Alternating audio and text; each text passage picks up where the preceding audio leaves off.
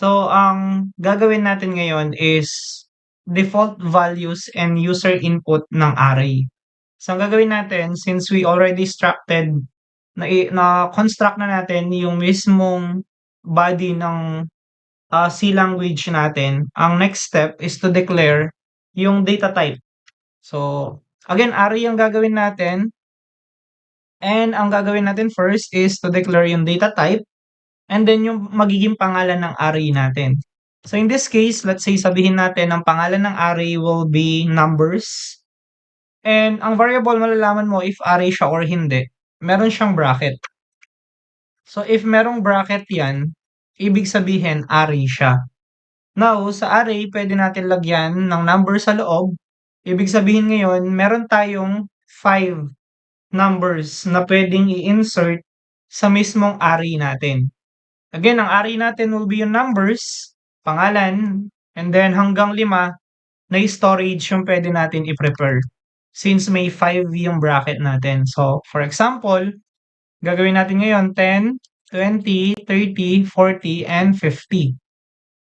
So, meron ngayon tayong 5 na numbers na naka-store sa mismong array numbers natin.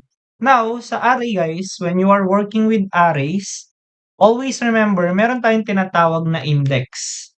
So, ang index dito nakalagay yung mga numbers na to. So, let's say for example, ang array naman guys, or ang index, it's always start counting with 0. And then 1, 2, 3, and 4. So, yun ngayon, yung indexes ng mismong array natin.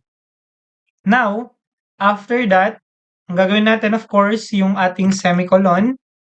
And after nyan, ipiprint natin or magkakaroon tayo ng printf.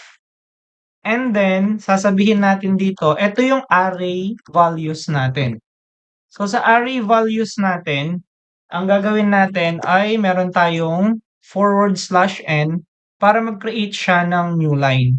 Then, after nun, ang next na gagawin natin is to print yung mismong mga arrays natin. Dito na pumapasok yung ibang fundamentals natin, which is yung for loop. So, gagamit ka ng for loop dito, and then, i-declare mo yung int.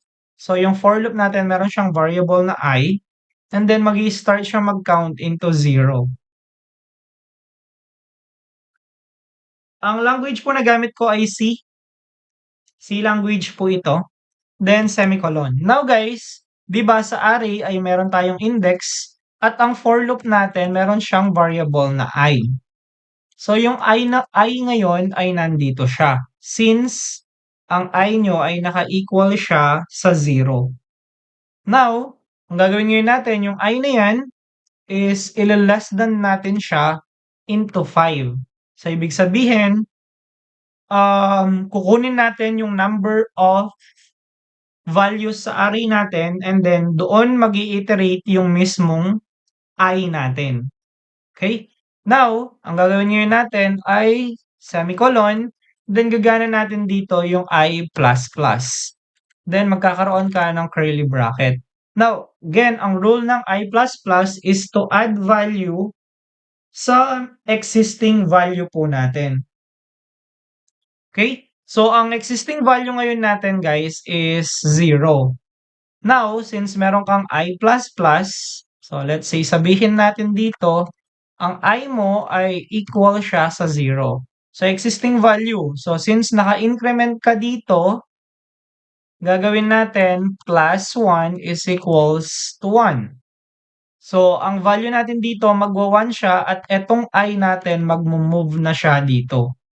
Then, magpa-plus 1 ka ulit through incrementation, magto-2 siya, and yung I na yan, magmo-move na siya dito. So, ganun lang naman nagwo-work yung ating for loop sa mismong array natin. Okay, so after nun, ang gagawin natin ay magkakaroon tayo ng printf dito. Sa printf natin, gagamitin natin yung %d or yung format ng number natin. Okay? And then, magkakaroon ka ng /n para sa new line and then comma, and then tatawagin mo ngayon yung mismong array natin. Okay? So, copy and paste mo siya dito. Now, you don't need to include yung 5 dito, guys. Ang kailangan mong ilagay dyan is etong I natin. So, bakit yung I? Kasi yung I, guys, siya na yung iikot sa mga numbers natin dito. Remember, siya yung gumagalaw in every iteration natin. So, I yung ilalagay natin dyan. Then, semicolon natin siya. And, after nun, guys, ang gagawin natin, kapag niran natin yung program ngayon, mapapansin nyo na mapiprint na natin lahat ng mga array values po natin.